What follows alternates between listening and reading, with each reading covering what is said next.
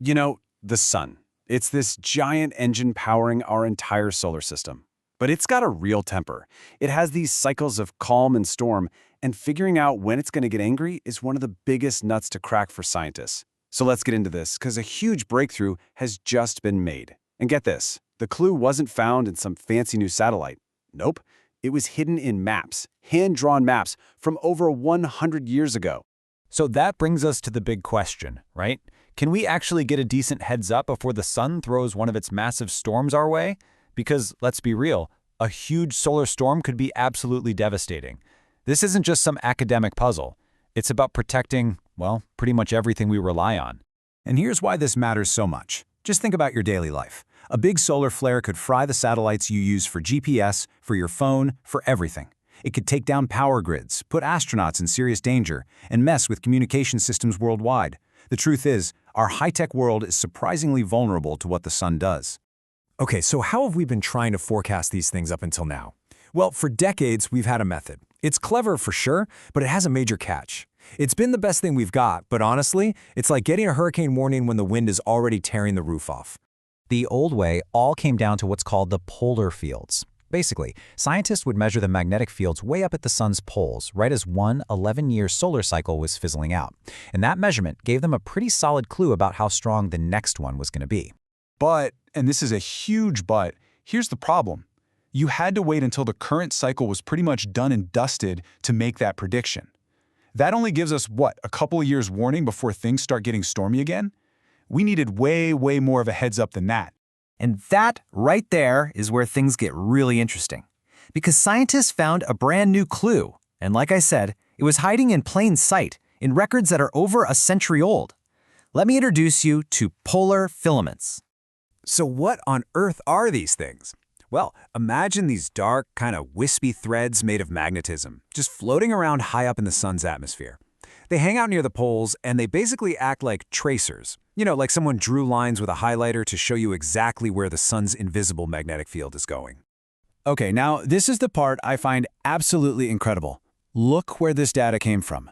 On the left, that's a map drawn by hand at the Meudon Observatory in France. Astronomers literally sat there day after day drawing what they saw on the sun. And then on the right, you see what modern researchers did. They took those old drawings and used algorithms to pull out just those filaments, which you see in red. It's like scientific archaeology. It's so cool. It just goes to show you, right? Sometimes the next giant leap forward doesn't come from a billion-dollar space telescope. It comes from looking at old data that people have been painstakingly collecting for ages, but just asking a new question. These filaments were the key all along, just sitting there.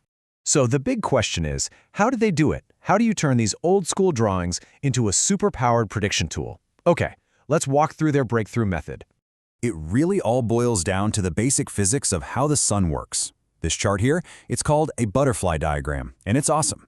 It shows how the magnetic energy from sunspots, which pop up near the equator, kind of drifts towards the poles over that 11-year cycle. And that drift is what creates the polar fields we talked about earlier. And guess what shows up right at the edge of all that action? You got it, our filaments. They're basically eyewitnesses to this whole process. And this is where the real stroke of genius comes in. The researchers had this idea. They thought, okay, what if the key isn't just how many filaments we see in one cycle? What if the real secret is in the difference, the change between one cycle and the next? They came up with this term, the remnant area. You can think of it like the sun's magnetic memory. They basically measured all the filament area in one cycle. Then they subtracted the area from the cycle before it. And that number they got, that leftover bit, that was the key. It was like the seed for how strong the next cycle was going to be. So their method was actually pretty straightforward when you break it down. 1. Scan the old maps. 2. Measure the filaments. 3. Calculate that all-important remnant area. And then the final, crucial step. 4. See if that number actually predicted the strength of the next solar cycle. And what they found, wow. It was an absolute game changer for solar forecasting. I mean, we're not talking about a tiny little improvement here. This was a massive, massive leap forward. Just look at this graph. This is the proof, right here. It's the smoking gun.